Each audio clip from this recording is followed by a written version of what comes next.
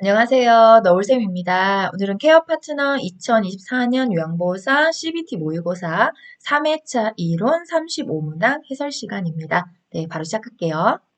1번, 다음 중 노인의 부양 문제 해결 방안으로 옳은 것은 1번, 노인 부양은 공적 부양에 의존한다.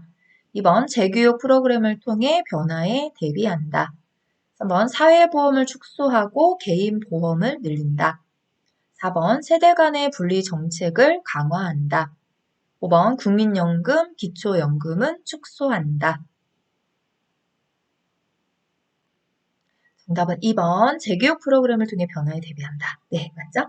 자, 1번 같은 경우에 부양은 공적 부양과 사적 부양이 같이 필요합니다. 모두 다. 그래서 한쪽에 의존하시면 안 되는 거고요.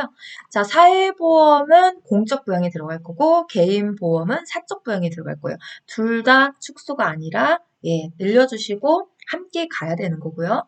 세대 간의 분리 정책이 아닌 갈등을 조절하고 통합이 될 수 있게끔 해주셔야 되죠.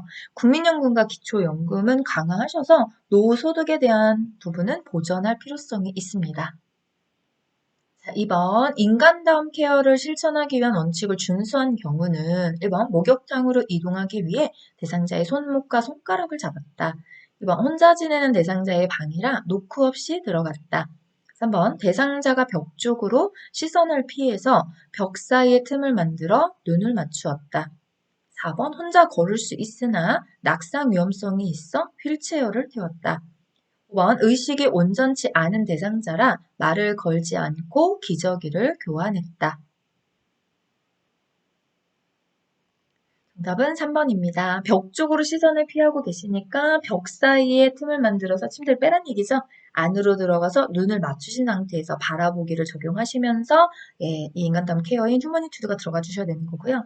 자, 1번 같은 경우에 그럼 목통을 이동하기 위해서 손목과 손가락을 잡지 어디를 잡습니까? 이렇게 얘기하시는데 손목과 손가락에 잡는 건 맞아요. 그런데 그 잡을 때 손가락으로 이렇게 잡아당기시면 안 되고 손바닥 전체를 이용해서 아래에 받쳐주듯이, 그러니까 위에서 이렇게 손목과 손가락만 잡고 잡아당기듯이가 아니라 받쳐주듯이 밑에서 보조를 해주시는 것이 맞습니다. 약간 그런 의도의 문장이라고 생각해 주시면 돼요.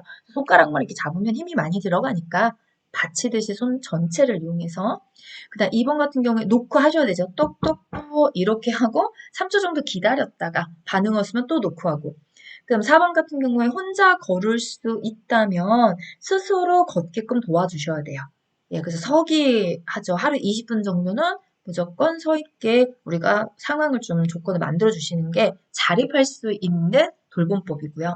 5번 같은 경우에는 듣기가 가능하기 때문에 반드시 말은 하시면서 돌봄을 하셔야 됩니다. 자, 3번 다음에서 설명하는 기관으로 옳은 것은 치매 초기 상담 및 치매 조기 검진, 치매 환자 등록 관리, 치매 환자 쉼터 운영. 1번 노인복지관, 2번 노인보호 전문기관, 3번 노인교실, 4번 주간보호센터, 5번 치매 안심센터. 네, 정답은 5번 치매 안심센터죠. 시군구 보건소가 사업의 주체가 되고 지역 주민의 인지건강 상태에 따라서 요구되는 서비스를 맞춤형으로 제공을 하고 있어요. 그래서 여기 나와져 있는 서비스 외에도 치매 환자나 가족들이 잘 이렇게 진행하고 돌봄을 진행할 수 있게 뭐 1대1 코칭 전담 코디네이터 같은 것도 운영하는 거 그런 이야기도 사실 치매 안심센터에서 하는 일 업무 안에 포함이 됩니다. 4번 다음 중 장기요양급여 대상자로 인정받을 수 있는 대상자는 1번 결핵으로 신체활동이 어려운 60세 남자, 2번 뇌경색으로 쓰러져 병원에서 치료 중인 70세 여성, 3번 혈관성 치매로 신체활동이 어려운 50세 남자, 4번 난청이 있고 일상생활이 가능한 70세 남자, 5번 파킨슨 질환으로 거동이 가능한 80세 남성. 네, 정답은 3번이죠. 자, 장기요양 대상자로 인정받을 수 있는 선정 조건이 있어요. 두 가지.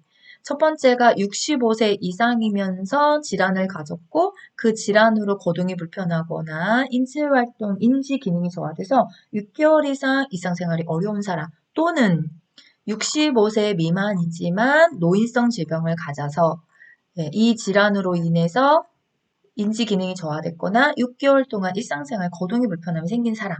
요 두 주권이죠. 여기서 가장 큰 차이는 65세 이상이냐, 65세 이하이지만 그 눈에 딱 보여요. 우리가 추려야 건 요 가운데입니다.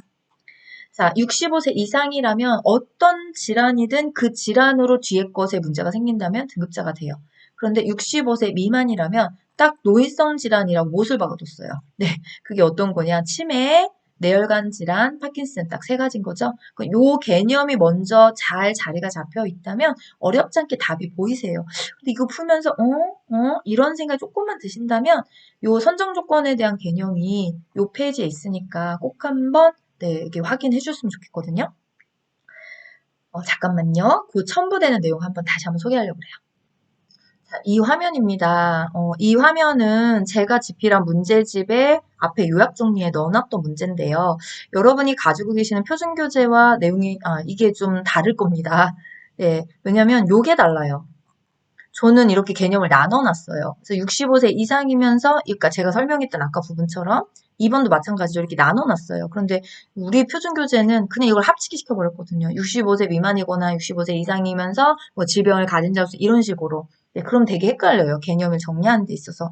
그래서 지금 제가 보여드린 이 대상자 개념 정리 나누는 거를 한 번만 선생님들이 정지하시고 선생님들의 목소리 읽으시면 아마도 이해가 잘 되실 거고요. 그 중에서 노인성 질병을 가진 자는 제가 조금 전에 설명했던 요분들. 그러니까 요런 질환을 가지신 분들은 65세 미만이어도 등급을 줍니다. 이 얘기잖아요. 자, 그럼 다시 문제로 가볼까요? 자, 그래서 정답이 3번이죠. 자, 일단 65세 미만인 사람을 봅시다. 65세 미만인 사람은 딱 두 분이에요. 그래서 65세 미만인 중에서 아까 말했던 노인성 질환, 혈관성 치매는 노인성 질환이죠. 신체 활동이 어려우니까 이분 등급자가 된 거죠. 그런데 65세 미만인데 신체 활동은 어려운데 결핵이네? 노인성 질환에 해당하지 않기 때문에 오답이 된 거고요. 그럼 나머지 분들은 어떤 병이어도 다 됩니다. 65세 이상이면 교통사고도 되니까요. 그러면 어떤 병입니까? 뇌경색까지는 됐는데 병원에서 치료 중이네요. 병원에서 치료 중이거나 병원에서 입원 중인 경우에는 등급자로 인정받을 수가 없어요. 네, 그래서 제외가 되는 거죠.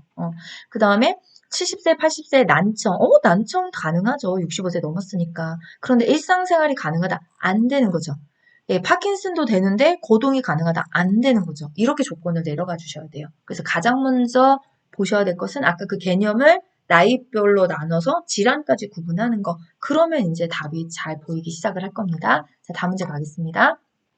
5번 장기요양 인정 신청 및 판정 절차의 순서로 옳은 것은 가 1차 판정 및 의사소견서 제출, 나 등급 판정, 다 방문 조사, 라 장기요양 인정 신청, 마 등급 판정 위원회 개최. 자, 선생님들 답 찾아주세요. 시간 드리겠습니다.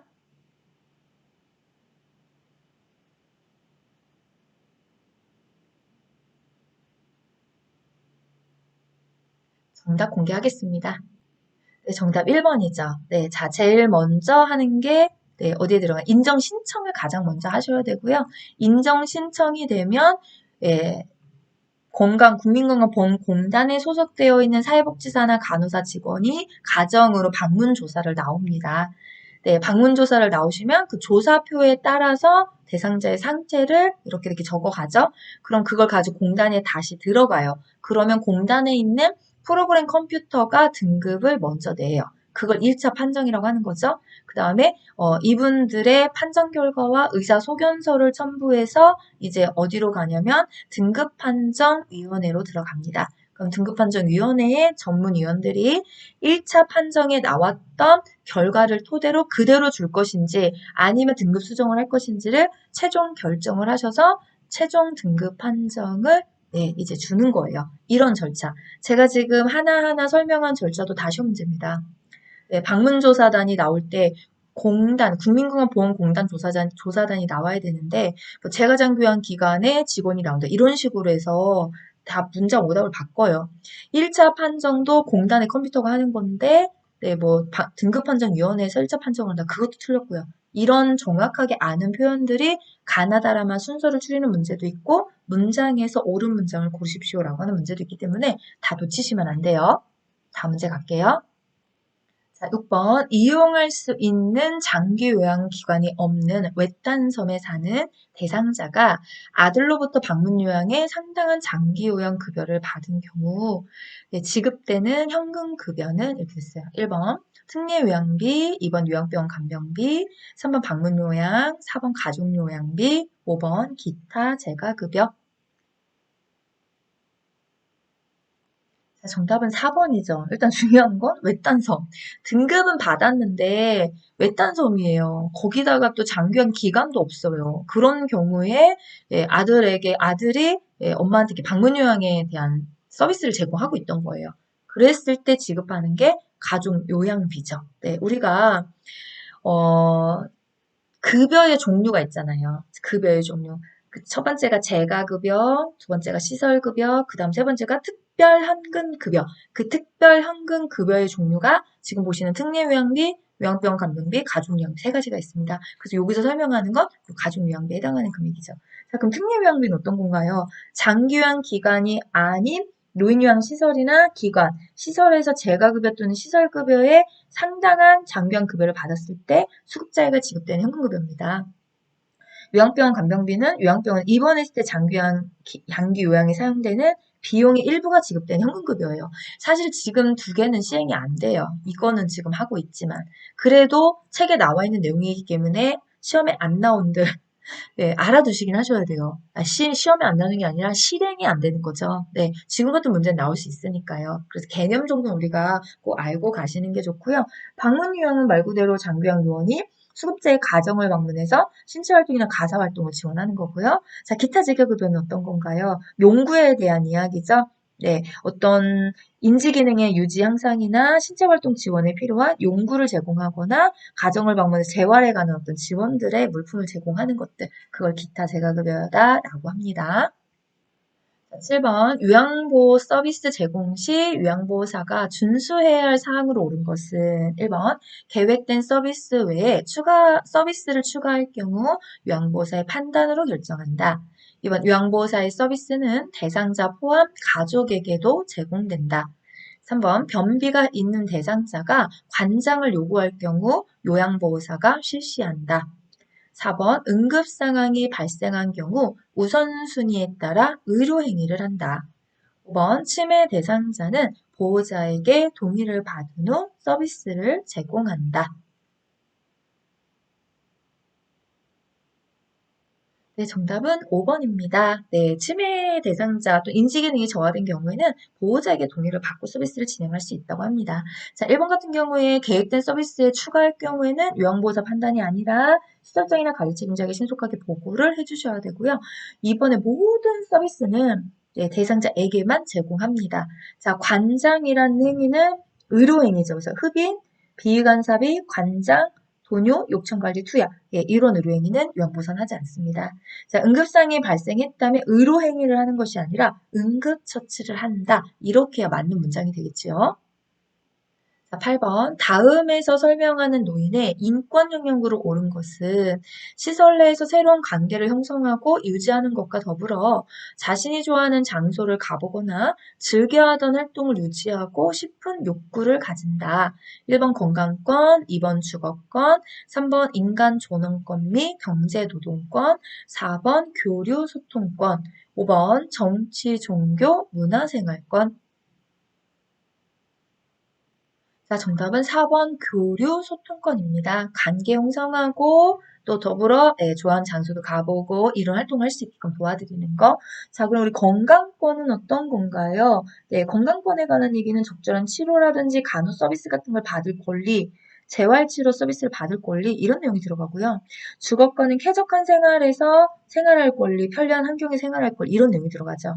그다음 3번 같은 경우에는 평등한 처우를 받을 권리, 인격적 존중을 받을 권리 이런 게 들어가고 5번 같은 경우에는 자유로운 정치적인 의사 표현을 보장받을 권리, 다양한 여가나 문화생활 같은 걸 제공받을 권리 이런 내용이 들어간다면 5번이 답이 됩니다. 자, 이제 9번입니다. 다음 사례에 해당하는 노인학대 유형은 다리에 통증이 있어 거동이 불편한 노인에게 지팡이도 제공하지 않고 병원비가 비싸다는 이유로 병원에도 모시고 가지 않고 있다. 1번 신체적 학대, 2번 방임, 3번 유기, 4번 경제적 학대, 5번 정서적 학대.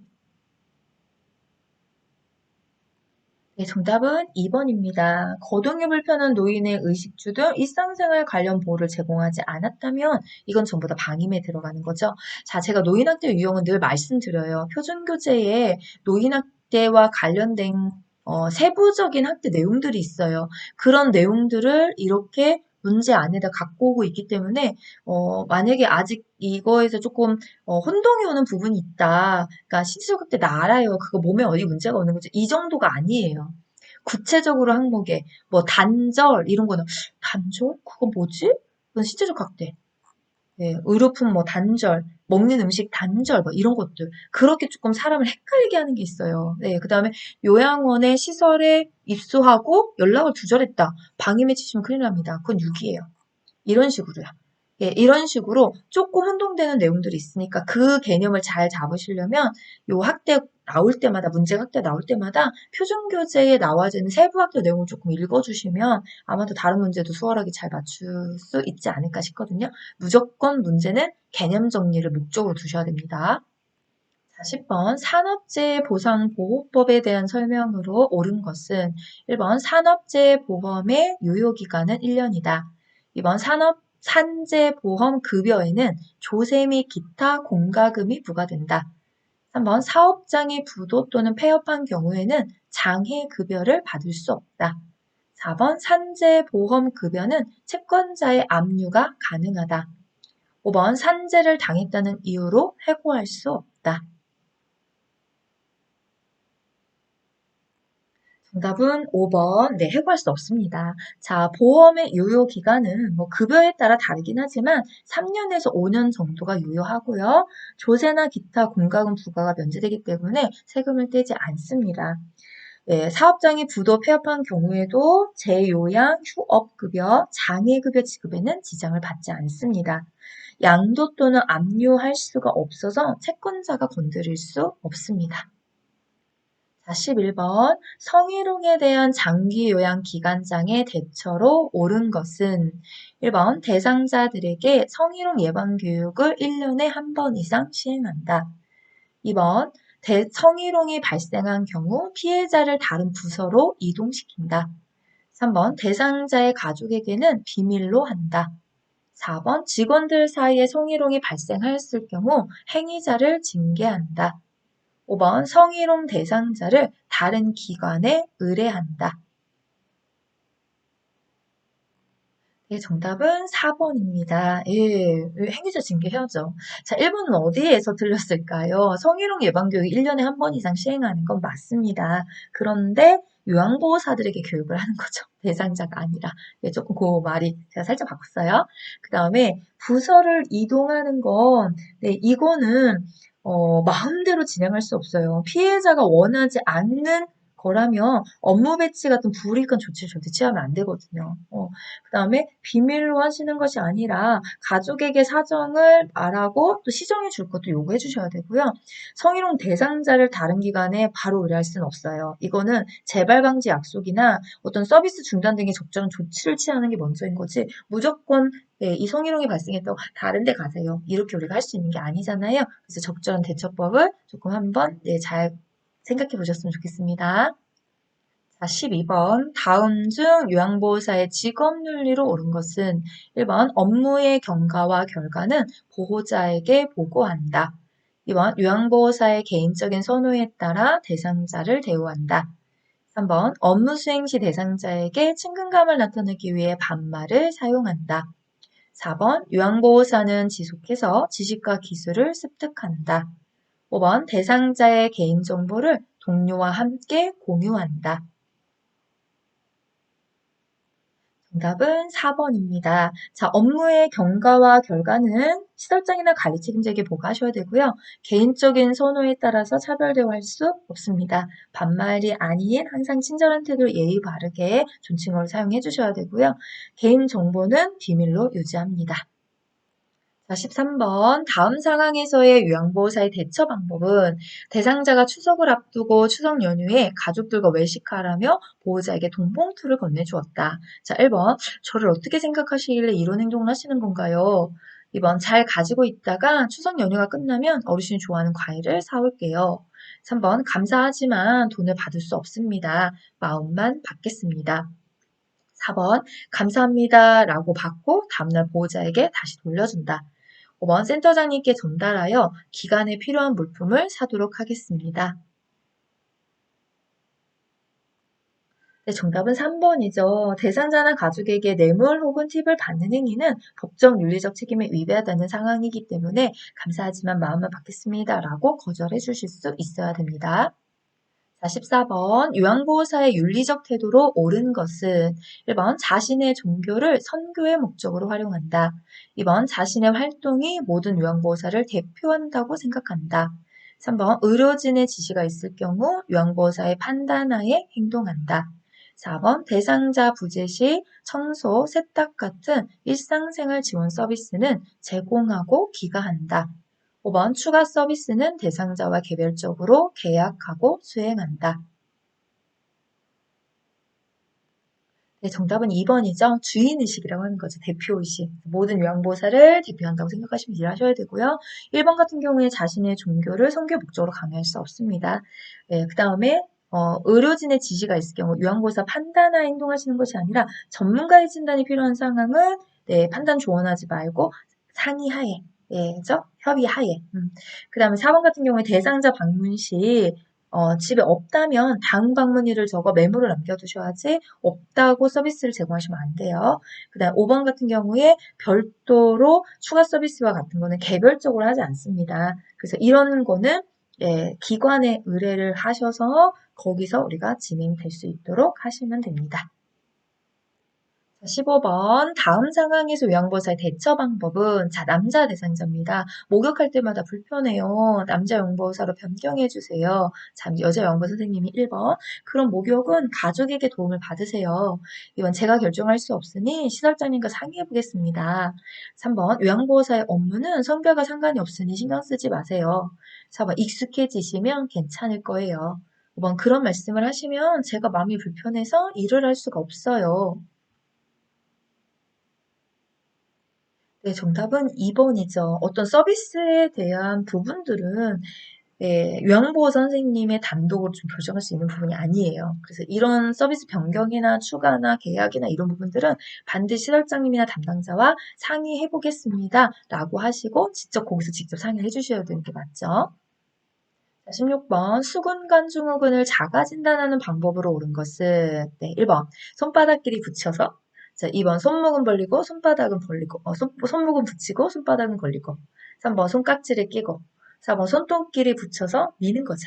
네, 5번. 한 손으로 반대쪽 손가락을 꺾은 상태에서 네, 어떤 걸까요? 답 찾아주세요. 네, 정답은 4번입니다. 양측의 손등을 맞대고 미는 동작을 유지한 채 최소한 1분 이상 손목을 구부릴 때 손바닥이나 손가락에 저린 증상이 심해진다면 그러면 이거는 수근관 증후로 진단할 수 있어요. 그래서 이 진단법을 전문 용어로 팔렌 징후 이렇게 이야기합니다. 네, 자가 진단 그림 잘 익혀주세요. 17번. 요양보호사의 직무 스트레스 예방 방법으로 옳은 것은 1번 문제는 혼자서 끌어안고 해결하려는 노력이 필요하다. 2번 불만이나 요구사항은 정해진 기간에만 전달하도록 한다. 3번 휴식을 취할 수 있는 시간과 공간을 제공한다. 4번 정해진 근로시간을 초과하는 근무는 당연하게 받아들인다. 5번 사업장에서 적용되는 각종 지침은 상황에 따라 융통성 있게 적용한다. 네, 정답은 3번입니다. 혼자 끌어안는 것이 아니라 직장의 동료나 상사, 친구, 가족 누구에게든지 상담할 수 있게 도움을 좀 요청해 주셔야 되고요. 뭐 정해진 기간이라는 게 없어요. 즉시 필요하면 전달할 수 있는 체계가 갖춰줘야 되고요. 그다음에 정해진 근무 시간 외에 초과 근무는 이 당연한 게 아니죠. 예, 그런 부분에 대해서는 근로계약을 분명히 해두셔야 되고, 자, 5번 같은 경우에 지침은 정확하게 준수를 해주셔야 됩니다. 자, 18번. 다음과 같은 특성이 있을 때 의심할 수 있는 질환은 위인의 헬리코박터균에 의한 감염, 위 점막뿐만 아니라 근육층까지 손상, 새벽 1, 2시에 발생하는 속쓰림과 상복부 불편감. 1번 위염, 2번 위궤양, 3번 위암, 4번 대장암, 5번 위천공. 네, 정답은 2번 위궤양이죠. 네, 점막의 근육층까지 손상이 됐고 새벽 1, 2시에 발생하는 상복부 불편감. 네, 감염이죠. 이거에 의한 위궤양. 자, 우리가 위염 같은 경우에는 네, 대표적인 증상들이 있어요. 명치 뭐 이런 거 뜨면 이제 위염이고요. 네, 위암은요. 토혈, 출혈, 사실 초기 증상은 없지만요. 그래서 그런 부분들, 그다음 대장암의 혈변, 네, 그다음에 또 뭐 점액, 또 불규칙한 배변의 양상 변화 이런 게.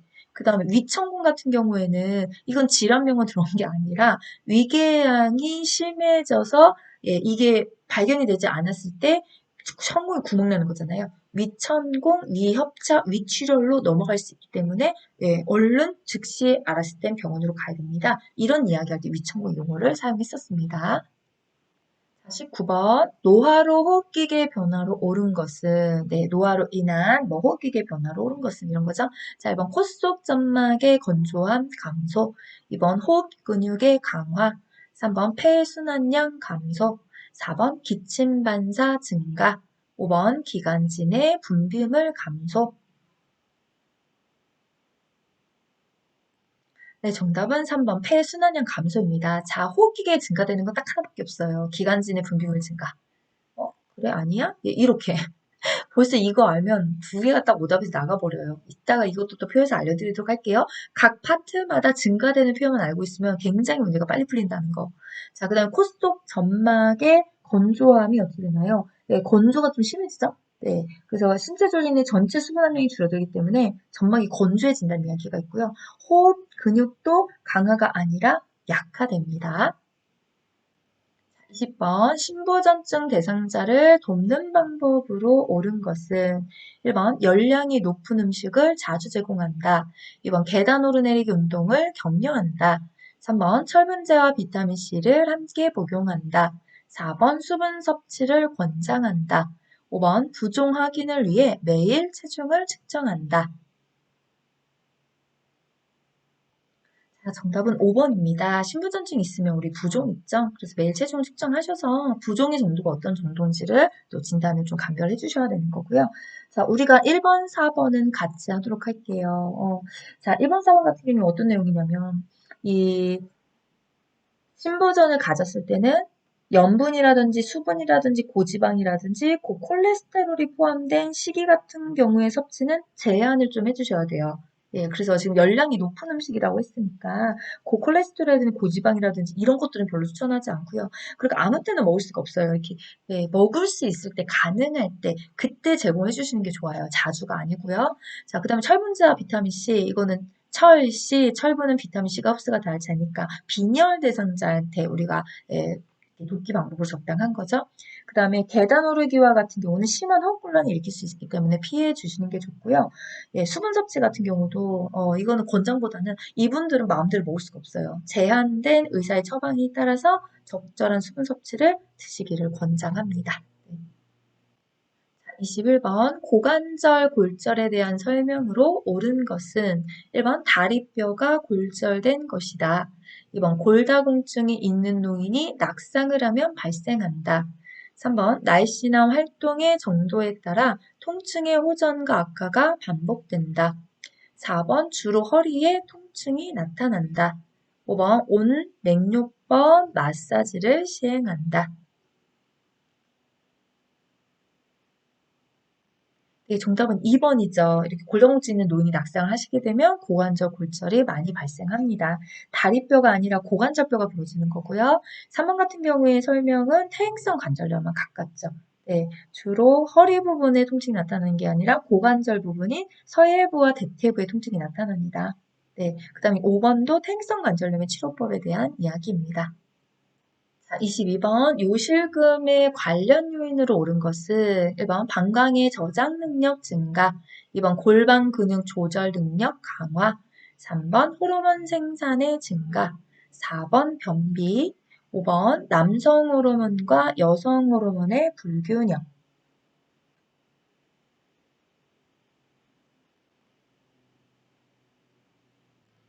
네, 정답은 4번 변비입니다. 변비가 있으면 요실금이 더 심해져요. 네, 이 여자분 같은 경우에 주머니가 3개죠. 공간 안에.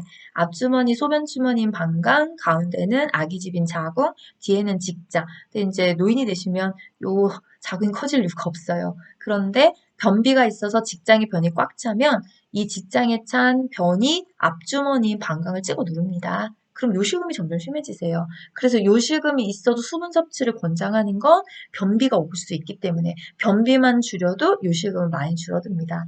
자, 1번 같은 경우에 방광의 저장 능력이 감소되고요. 골반 조절 능력도 약화되고요. 호르몬의 생산도 중지가 되기 때문에 요도 기능이 악화되죠. 네, 5번 같은 경우는 전립선 비대증에 관련 요인입니다. 자, 23번 피부가 접히는 부위에 발생하는 붉은 변화로 마찰, 열, 습윤, 공기순환 부족 등에 의해 발생하는 피부 질환은 1번 기저귀 피부염, 2번 지루 피부염, 3번 노인성 자반, 4번 관찰질, 5번 우정문신. 네, 정답은 4번입니다. 접히는 부위에 발생하는 관찰진이죠. 자, 우리 기저귀 피부염 같은 경우에는 엉덩이에 기저귀 접촉 부위에 생기는 경계가 불명한 병변이고요. 예, 지루성이라고 좀 전에 바꿨는데 안 바뀌었나 봐요. 예, 지루가 아니라 지루성 피부염 이렇게 성자를 하나만 더 넣어줄게요. 네, 지루성 피부염은 말 그대로 피지선의 활동이 증가해서 발생하는 거죠. 예, 그다음 노인성 자반 같은 경우는 노화나 장기간의 자외선 노출이나 강력한 스테로이드 연고, 도포에 의해서 출혈이 생기는 질환이고요. 우정문신 같은 경우에는 여성들 사이에서 옛날 어르신 사이에서 유행했던 팔뚝문신이었죠. 네, 여기 피부과 질환이 좀 추가가 2024년에 새로 들어온 내용에 대한 문제였습니다. 자, 24번 오메 감염된 대상자 관리 방법으로 옳은 것은 1번 오메에 물린 자국이 있는 곳에 연고를 바른다. 2번 아침에 약을 바르고 저녁에 씻어낸다. 3번 신체 접촉이 있었던 사람은 증상이 없어도 동시에 함께 치료받는다. 4번 침구나 옷, 수건 등은 다른 사람과 같이 사용해도 된다. 5번 침구는 찬물로 세탁하고 3일 이상 사용하지 않는다. 네, 정답은 3번입니다. 옴치료 중에 중요한 게 사실 동시치료잖아요. 자, 우리가 1번 같은 경우에 오맥에 물린 자국에 연고를 바르는 게 아니라 그냥 목에서 발끝까지 전신의 치료 연고를 다 도포합니다. 그리고 아침에 약을 바르는 게 아니고 밤에 약을 바르고 다음날 아침에 씻어내는 거죠. 침구, 옷, 수건과 같은 간접 접촉에 의해서도 예, 옮겨가기 때문에 이건 절대 사용하시거나 접촉을 하시면 안 됩니다. 자, 5번 같은 경우에는 찬물로 세탁하면 안 죽어요. 그래서 뜨거운 물로 10분에서 20분간 세탁을 하시고 그 이후에도 3일 이상은 사용하지 않는 걸 권장합니다. 여기는 맞는데 찬물이 아니라 뜨거운 물이어야 되겠죠. 자, 25번. 노화에 따른 청각의 변화로 옳은 것은 1번 귓바퀴가 커지고 늘어진다. 2번 이가는 내측으로 넓어진다. 3번 고막이 얇아진다. 4번 음의 전달 능력이 증가한다. 5번 소리의 감수성이 증가한다. 네, 정답은 1번이죠. 귓바퀴가 커지고 늘어난다. 이간이 내측으로 넓어지는 게 아니라 위축돼서 좁아지고요. 고막은 점점 두꺼워집니다. 음의 전달 능력은 감소가 되고요. 소리의 감수성에 문제가 생깁니다. 네, 이제 예민함이 좀 떨어지는 거죠. 네. 자, 다음 문제 가기 전에 항상 이론에서 저는 제 유튜브에 이게 다 있어요. 네. 노화에 따른 변화의 파트를 묻는 문제가 3-4문제 정도 항상 출제가 됐었어요. 뭐 크게 변동이 없을 거다라고 여기 정도 예측을 하는데 그럴 때마다 내용이 너무 많잖아요. 그래서 증가되는 표현들만 따로따로 암기라면 어떨까요? 라고 했던 저의 생각에서 이름표를 만든 거거든요. 소화기계부터 내분비계까지 이렇게 증가되는 표현들만 묶어뒀으니까 선생님들 이거는 꼭 암기를 해주셨으면 좋겠어요. 아까 잠깐 되돌아가시면 호흡기계 변화의 문제 풀 때 호흡기계는 변화되는 건 기관지 내 분비물의 증가밖에 없는데요. 이거 하나만 알고도 X, 오답이 2개가 나가버렸잖아요. 그런 식으로 많지 않으니까 각 파트에 증가되는 내용들은 암기를 해주셨으면 좋겠습니다. 그럼 그런 문제는 좀 속도가 빨리 풀릴 수가 있다는 거. 자, 26번 당뇨병 대상자의 발 관리 방법으로 옳은 것은 1번 자주 뜨거운 물에 족욕을 한다. 2번 발톱을 양 끝을 둥글게 잘라준다. 3번 발 건조 예방을 위해 보습제를 발라준다. 4번 고혈압 관리와 상관이 없다. 5번 발의 통풍을 위해 양말은 신지 않는다. 네, 정답은 3번이죠. 건조했을 때 또 피부 균열이 일어나서 상처가 생기고 세균이 들어갈까 봐 충분히 보습제를 발라줘서 건조하지 않게 만들어 주셔야 되고요. 자, 뜨거운 물을 쓰시는 건 좀 위험해요. 왜냐면 차갑거나 뜨거운 곳에 노출은 금지예요. 당뇨가 심해지시면 감각의 저하로 나타나기 때문에 뜨겁고 차가운 걸 잘 인지할 수가 없어서 동상이나 화상 위험이 나타날 수 있습니다. 그래서 뜨거운 물보다는 조금 따뜻하거나 미지근한 물의 정도를 사용하시는 게 좋고요. 발톱은 둥글게가 아니라 일자로 깎아주죠. 손톱은 둥글게, 발톱은 일자. 일자로 잘라주셔야 발톱이 살을 파고 들어가는 상처를 막아낼 수 있습니다. 고혈압 관리와 영향이 있어요. 그래서 혈당과 혈압 관리를 잘하는 것만으로도 발 관리를 도와주는 방법 중에 하나고요. 통풍보다 상처가 더 위험해요. 그래서 양말은 꼭 신어주셔야 돼요. 맨발로 다니셨다가 발이 부딪히면 상처가 더 심해지거든요. 그래서 앞이 막힌 신발, 뒷굽이 높으면 또 발가락이 붙어가지고 상처가 나기 때문에 뒷굽이 넓지 않고 앞볼이 넓고 양말은 꼭 착용해 주시고 이게 당뇨병 대상자의 발 관리 방법입니다. 27번 선망에 대한 설명으로 옳은 것은 1번 서서히 진행된다. 2번 시간에 대한 진압력, 장애만 나타난다. 3번 수면 양상이 규칙적이다. 4번 의식 변화는 없다. 5번 주의력 감퇴가 나타난다. 네, 정답은 5번입니다. 선망의 증상에 대한 내용이 좀 가깝죠. 네, 선망의 대표적인 첫 번째 증상, 의식 변화가 있다. 그렇죠. 네. 수시간 내지 수일에 의해서 급격히 호전과 악화를 반복한다. 네. 그다음에 주의력이 감퇴된다. 뭐 이런 게 진짜 대표적인 거죠. 그다음에 인지장애나 초절기나 지각장애, 뭐 이런 거 의식장애도 발생하잖아요. 그래서 진압력 장애만 생기는 건 전혀 아니고요. 자, 수면의 양상은 매우 불규칙적이에요. 네. 그래서 그런 내용도 같이 알아두셨으면 좋겠습니다. 자, 28번 파킨슨 질환에 관한 설명으로 옳은 것은 1번 중뇌 이상으로 도파민의 과잉 분비로 발생하는 질환이다. 2번 몸의 동작이 빨라진다. 3번 갑자기 벼락치듯 심한 두통이 발생한다. 4번 손상된 뇌의 반대쪽에 갑작스런 마비가 온다.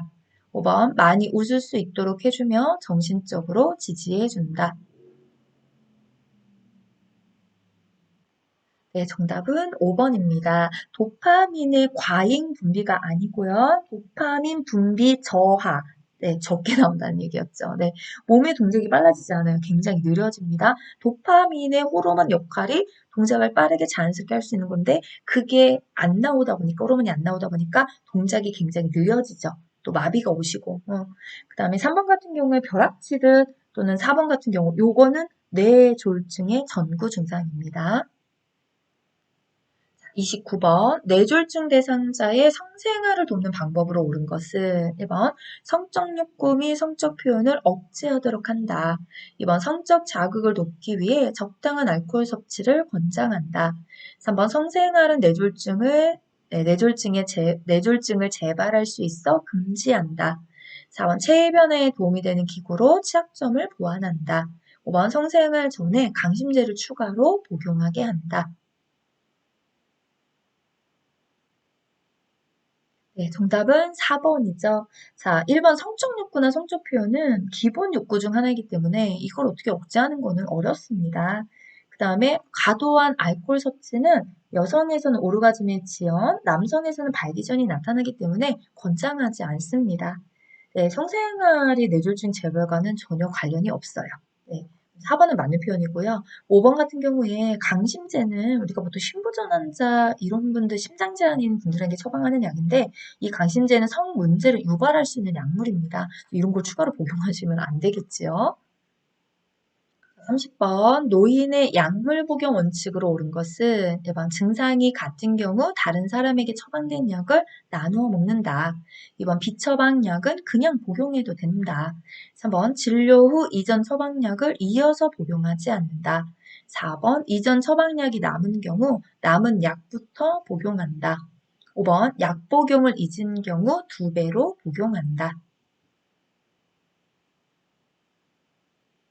네, 정답은 3번입니다. 진료 이전 처방약 이어서 먹으시면 안 돼요. 왜냐면 지금 진료를 보시고 지금 오늘의 상태의 처방을 받을 가능성이 높기 때문에 이전 약이 아닌 오늘 처방 받은 약부터 복용해 주시는 것이 증상 치료에 굉장히 많이 도움이 됩니다.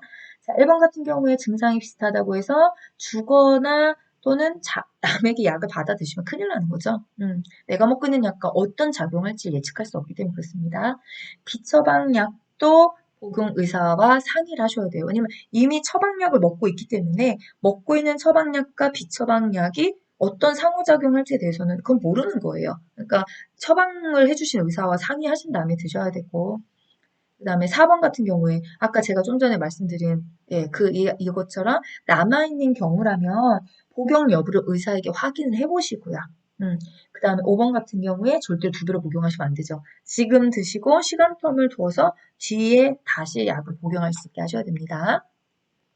31번 다음 중 예방접종 주기로 옳게 짝지어진 것은 1번 파상풍 5년마다 접종, 2번 인플루엔자 매년 1회 접종, 3번 폐렴구균 10년마다 접종, 4번 대상포진 매년 1회 접종, 5번 100일에 10년마다 접종. 네, 정답은 2번. 인플루엔자는 매년마다 접종하고 있고요. 자, 그다음 우리가 10년마다 접종하는 게 어떤 거가 있나요? 네, 파상풍. 또 하나는 디프테리아 이렇게. 네, 그다음에 폐렴구균이나 대상포진은 그냥 1회 접종으로 거의 끝납니다. 그래서 추가 접종이 없고요. 100일에도 마찬가지예요. 네, 우리 책 이제 100일의 이야기가 개정이 되면서 나왔는데 이전에 어렸을 때, 그러니까 지금 어르신들은 아주 어렸을 때 네, 이런 혼합 백신, 디프테리아 100일에 파상풍 이런 혼합 백신을 맞아본 적이 없으신 분들이 계세요. 그래서 그분들 같은 경우에는 첫 번째 접종을 하실 때 세 가지가 들어가 있는 혼합 백신을 먼저 맞고 그 다음에 10년마다 디프테리아나 파상풍 접종해 주시면 되거든요. 그런데 뭐 이전에 맞았다. 그런 분들은 노인 되셔도 10년마다 얘를 접종할 이유는 전혀 없습니다. 네, 그래서 연수는 딱 2개만 알고 계시면 되는 거예요. 인플루엔자 매년, 파상풍 디프테리아 10년. 이것만 잘 기억하시면 모든 예방접종 문제는 다 풀립니다. 32번 요양보호사가 작성하는 기록지의 종류와 기록 내용으로 옳은 것은 1번 상태 기록지, 섭취, 배설, 목욕 등 상태 2번 사고보고서, 대상자 방문 시 각종 상담 내용 3번 인수인계서, 대상자 상태 평가 및 간호처치 4번 장교양 급여 제공 기록지, 서비스의 목표, 내용, 횟수 5번 방문 일지, 상담 내용 및 결과 네, 정답은 1번이죠. 네, 상태 기록자에 이런 거 기입하게 돼 있어요. 자, 우리 사고 보고서 같은 경우에는 사고 내용과 대응 결과를 기록하게 돼 있고요. 인수인계서는 인수인계 업무 내용을 기록하게 돼 있죠. 장기요양 급여 제공 기록자 안에는 서비스 제공 내용 및 시간, 엄청 중요한 거죠. 시간이 제공 기록자 안에 들어간다는 거. 그다음 방문 일지 같은 경우에는 대상자 방문 시 각종 상담 내용, 이런 내용이 들어갑니다.